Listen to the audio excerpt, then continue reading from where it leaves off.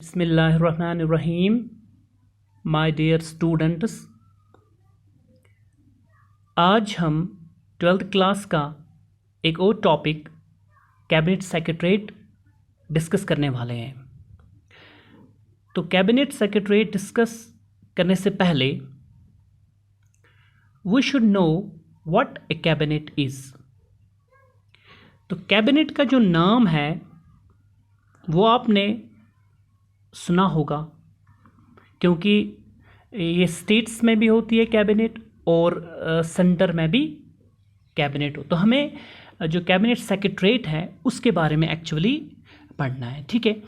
तो पहले हम कैबिनेट देखेंगे। तो कैबिनेट क्या होता है? ये एक बॉडी होती है हाई ऑफिशियल्स की, एक ऐसी बॉडी जिसमें हाई ऑफिशियल्स होते हैं, हाई रैंकिंग ऑफिशियल्स होते हैं। और ये जो हाई रैंकिंग ऑफिशियल्स होते हैं ये एक्चुअली एग्जीक्यूटिव ब्रांच जो होता है गवर्नमेंट का उससे ताल्लुक़ रखते हैं। तो एग्जीक्यूटिव ब्रांच में जो हाई ऑफिशियल्स होते हैं, रैंकिंग ऑफिशियल्स होते हैं किसी भी स्टेट के, तो वही लोग कैबिनेट बनाते हैं, ठीक है। ओके, अब जो मेंबर्स होते हैं कैबिनेट के उनको हम जनरली कैबिनेट मिनिस्टर्स कहते हैं, ठीक है। तो जो कैबिनेट फिर मेंबर बनेंगे, क्योंकि एक बॉडी होती है तो इसमें फिर जो मेंबर्स होंगे वो कहलाते हैं कैबिनेट मिनिस्टर्स, या हम बोलते हैं जनरली सेक्रेटरीज, ठीक है। ओके, नाउ जो कैबिनेट है, अब इसका हम देखेंगे जनरली इसका क्या काम होता है। हाँ, जो भी डे टू डे मैनेजमेंट होती है गवर्नमेंट की, यानी इसको गवर्नमेंट के जो काम होते हैं उनको मैनेज करना होता है, ठीक है। ओके, अब जो पार्लियामेंट सिस्टम हमारा है तो इसमें क्या होता है कि पार्लियामेंट सिस्टम जो cabinet collectively decides the governments directions. तो जो भी पार्लियामेंट सिस्टम है हम ये कहेंगे कि जो कैबिनेट का काम होता है वो डिफरेंट स्टेट्स में डिफरेंट होता है। हम कहेंगे कि फॉर एग्जांपल हमारा पार्लियामेंट सिस्टम है तो यहाँ पर यही लोग गवर्नमेंट की डायरेक्शंस जो है वो उनको डिसाइड करते हैं, ठीक है। ये आपको जहन में रखना है।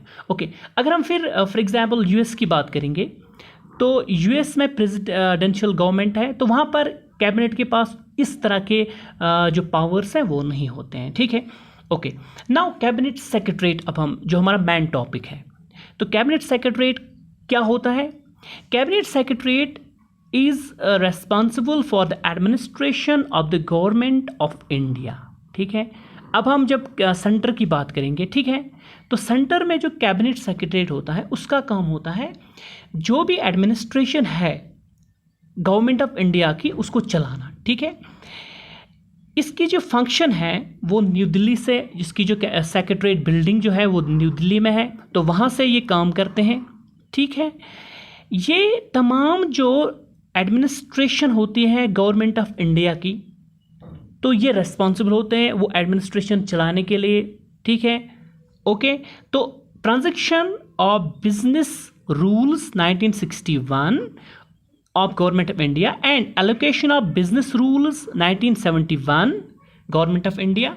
तो ये जो transaction of business rules and allocation of business rules, अब ये कौन सा काम होता है? ये तमाम वो स्टेट के काम, कंट्री के काम होते हैं जो एक कैबिनेट सेक्रेटरीट से ही आगे जाते हैं, ठीक है। यानी they are responsible for the transaction of business and rules have been explained in transaction of rules act transaction of rules 1961 and allocation of business 1961। Okay, अब सेक्रेटरीट की ये भी आपको थोड़ा सा याद रखना है कि सेक्रेटरीट की जो बिल्डिंग है ये एक ब्रिटिश, एक बहुत ही मशहूर ब्रिटिश आर्किटेक्ट थे, उसका नाम था हर्बर्ट बेकर। हर्बर्ट बेकर ने इसको डिज़ाइन किया है, ठीक है। हमारा जो बिल्डिंग है सेक्रेटरीट बिल्डिंग इन दिल्ली में, ठीक है। अब हम देखेंगे कैबिनेट सेक्रेटरीट की क्या फंक्शंस होती हैं, ठीक है। हाँ, पहला इसमें देखेंगे हम ये तमाम जो कैबिनेट मीटिंग्स होती है उनकी उन मीटिंग्स का जो एजेंडा है ये यही लोग, जो कैबिनेट सेक्रेटरीट होता है इसमें जो काम करने वाले बंदे होते हैं, इनको ये हम कहेंगे कि कैबिनेट सेक्रेटरीट ही कैबिनेट मीटिंग्स का एजेंडा बनाते हैं, उनको तय करते हैं, ठीक है। इसके बाद जो भी रिलेटेड पेपर्स होते हैं या डिसीजंस के पेपर्स होते हैं वो कैबिनेट में जो ऑर्डर्स आते हैं, डिसीजंस होते हैं, वो प्रिजर्व हो जाते हैं इसी कैबिनेट सेक्रेटरीट में, यानी उनको महफूज रखना होता है उन ऑर्डर्स को, उन डिसीजंस को, ठीक है। फिर एक और बात इसमें है कि एक्चुअल जो इम्प्लीमेंटेशन है, यानी अगर कैबिनेट फॉर एग्जांपल कोई डिसीजन लेती है तो actual implementation of those decisions is done by the cabinet secretariat, तो उनकी इम्प्लीमेंटेशन इसी का काम होता है, कैबिनेट सेक्रेटरीट का, ठीक है। ओके, अब आगे देखते हैं कि president and vice president all ministries of government well informed about the activities of the government of India. अब इसका एक और काम होता है कि ये प्रेसिडेंट साहब को, वाइस प्रेसिडेंट साहब को और बाकी जो मिनिस्ट्रीज़ हैं डिफरेंट डिपार्टमेंट्स की, उनको ये अवेयर रखते हैं कि गवर्नमेंट ऑफ इंडिया में कौन कौन से काम हो रहे हैं, ठीक है। एंड नेक्स्ट इज ये असिस्टेंस प्रोवाइड करते हैं जो बहुत सारी कैबिनेट कमिटीज़ बनती है। फॉर एग्जांपल इंडिया में हर वक्त कैबिनेट कमिटीज़ बनती है, तो कैबिनेट कमिटीज़ को असिस्ट जो करने वाली बॉडी है वो है कैबिनेट सेक्रेटरीट, ठीक है। तो उसके बाद ये हम कहेंगे कि ये कोऑर्डिनेटिंग एजेंसी होती है, कोऑर्डिनेटिंग एजेंसी होती है गवर्नमेंट ऑफ इंडिया में, ठीक है। यानी प्राइम जो कोऑर्डिनेटिंग एजेंसी है गवर्नमेंट ऑफ इंडिया की with the different departments, with the different ministries, यही कैबिनेट सेक्रेटरीट होता है, ठीक है। हाँ, इसका एक और काम होता है जो भी ये मॉनिटर करता है implementation of the chemical weapons convention act. हाँ, ये आपको याद रखना है कि ये कब इसमें से क्वेश्चन आ जाता है कि कौन सी बॉडी होती है इंडिया में जो केमिकल वेपन्स कन्वेंशन एक्ट की इम्प्लीमेंटेशन को मॉनिटर करती है, ठीक है। तो इसमें ये आपको याद रखना है, ये कैबिनेट सेक्रेटरीट ही इसको मॉनिटर करते हैं। ओके, अब हम देखेंगे इसमें कैबिनेट जो हेड करते हैं कैबिनेट सेक्रेटरीट को, वो हमारे कैबिनेट सेक्रेटरी होते हैं, ठीक है। अब हम देखेंगे कैबिनेट सेक्रेटरी। तो कैबिनेट सेक्रेटरी का क्या काम होता है, हम कहेंगे ये एडमिनिस्ट्रेटिव हेड होते हैं कैबिनेट सेक्रेटरीट के, यानी he is the administrative head of the cabinet secretariat. Who is administrative head of the cabinet secretariat, आपको याद रखना है, he is the cabinet secretary. Okay, इसके साथ साथ ये सिविल सर्विस बोर्ड का भी एक्स ऑफिशियो हेड होते हैं, आईएएस के भी हेड होते हैं, जो इंडिया में हेड ऑफ ऑल जो सिविल सर्विस इंडिया में होती है। तो बिजनेस जो है, रूल्स ऑफ बिजनेस के गवर्नमेंट ऑफ इंडिया का, तो उसके तहत ये तमाम जो बॉडीज़ होती है, सिविल सर्विस बोर्ड हम लेंगे फॉर एग्जांपल, उसके बाद आईएएस जो है या हेड ऑफ जो भी सिविल सर्विसेज है, तमाम सिविल सर्विस के, आईएएस के और जो सिविल सर्विस बोर्ड है उनके ये हेड होते हैं, ठीक है। ओके, इसके साथ साथ ये सीनियर मोस्ट आईएएस ऑफिसर होते हैं, ठीक है। यानी जो स्टेट में इंडिया में सीनियर मोस्ट आईएएस ऑफिसर, उसी को फिर क्या बनाते हैं, जो हम कहेंगे कि ये एक हाईएस्ट पोस्ट होता है। यानी अगर एडमिनिस्ट्रेशन की बात करेंगे तो एडमिनिस्ट्रेशन में ये एक हाईएस्ट पोस्ट, सबसे जो हाईएस्ट पोस्ट होता है वो कैबिनेट सेक्रेटरी का ही होता है, ठीक है। अच्छा, ये अगर हम देखेंगे ऑर्डर ऑफ प्रेसिडेंस में तो ये 11th रैंक पे आता है, ठीक है। इसके साथ साथ he is under direct charge of PM, तो ये किसके चार्ज में होते हैं, डायरेक्ट चार्ज में प्राइम मिनिस्टर के, ये भी आपको जहन में रखना है, ठीक है। हाँ, अब हम फंक्शंस देखेंगे कैबिनेट सेक्रेटरी के। कैबिनेट सेक्रेटरी की जो फंक्शंस हैं, पहले तो ये असिस्टेंस प्रोवाइड करते हैं, जो भी काउंसिल ऑफ मिनिस्टर्स होते हैं उनको असिस्ट करते हैं यही कैबिनेट सेक्रेटरी। उसके साथ साथ ये पॉलिटिशियंस, हाँ ये आपको जहन में रखना है, ये एक बफर एज ए ब्रिज काम करते हैं between politicians and civil servants. क्योंकि हमने कहा कि जब हमने बात की थी एग्जीक्यूटिव ब्रांच की, तो इसमें जो पॉलिटिशियंस होंगे वही होंगे, ठीक है।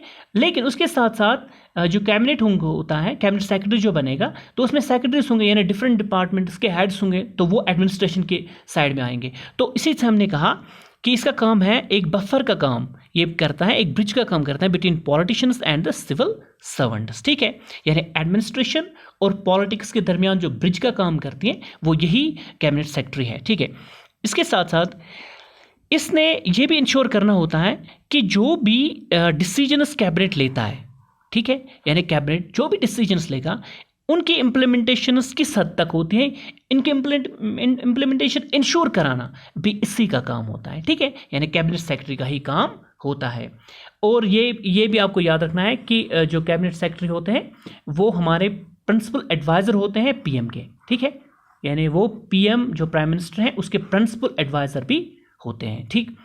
इसके साथ साथ जो भी कंटिन्यूटी एडमिनिस्ट्रेशन में है ये ही स्टेबिलिटी, यानी इसका ओवरऑल हम कहेंगे कि कंट्रोल रहता है, स्टेबिलिटी रहती है एडमिनिस्ट्रेशन चलाने में, ये इसी का रोल है कैबिनेट सेक्रेटरी का। अब हम देखेंगे स्ट्रक्चर जो है वो किस तरह है हमारे कैबिनेट सेक्रेटरीट का। तो स्ट्रक्चर ऑर्गेनाइज में देखेंगे कि एक तो कैबिनेट सेक्रेटरी होते हैं जो टॉप लेवल के होते हैं, ठीक है, जो हेड करते हैं कैबिनेट सेक्रेटरीट को, कैबिनेट सेक्रेटरी। फिर उसके साथ साथ हमने कहा कि इसमें 4 और सेक्रेटरीज होते हैं जो कैबिनेट सेक्रेटरीट में होते हैं, ठीक है। वो कौन कौन से सेक्रेटरी हैं? Secretary coordination and public grievance, ये एक होते हैं जो फॉर एग्जाम्पल ने कहा जो कैबिनेट सेक्रेटरी के अंडर काम करते हैं, ठीक है, कैबिनेट सेक्रेटरीट में। दूसरा होता है सेक्रेटरी सिक्योरिटी का। तीसरा इसमें आता है secretary research and analysis wing, जिसको हम कहते हैं रॉ। इसके बाद सेक्रेटरी परफॉर्मेंस मैनेजमेंट। तो ये 4 सेक्रेटरीज काम करते हैं इस कैबिनेट सेक्रेटरीट में। ये तो हो गया स्ट्रक्चर। अब ऑर्गेनाइजेशन किस तरह से होगा कि it can be divided in 4 wings. हमने कहा कि जो कैबिनेट सेक्रेटरीट है इसको हम 4 डिफरेंट विंग्स में डिवाइड करते हैं। एक हो गया main secretary, the main secretary. दूसरा O&M divisions, and third one is military wing, and the last one is the economic wing, ठीक है। तो this is actually the structure and organisation. तो स्ट्रक्चर में आपको यही याद रखना है कि जो कैबिनेट सेक्रेटरीट है इसको तो हेड कैबिनेट सेक्रेटरी करते हैं, लेकिन उसके साथ साथ इसमें और भी सेक्रेटरीज होते हैं, कोऑर्डिनेशन एंड पब्लिक ग्रीवेंसेस के, सेक्रेटरी सिक्योरिटी के, सेक्रेटरी रॉड के, and secretary performance and management के, ठीक है। और इसकी ऑर्गेनाइजेशन इस तरह है कि इसमें इसको हम 4 विंग्स में डिवाइड करते हैं, the man secretariat, the O&M divisions, the military wing, और लास्ट में the economic wing. Thank you so much for listening to this very important topic. I hope you will subscribe my channel, that is JN's Academic Sport, and you'll help me and you'll guide me, give me the suggestions how I'll make different topics fruitful for you. Thank you so much.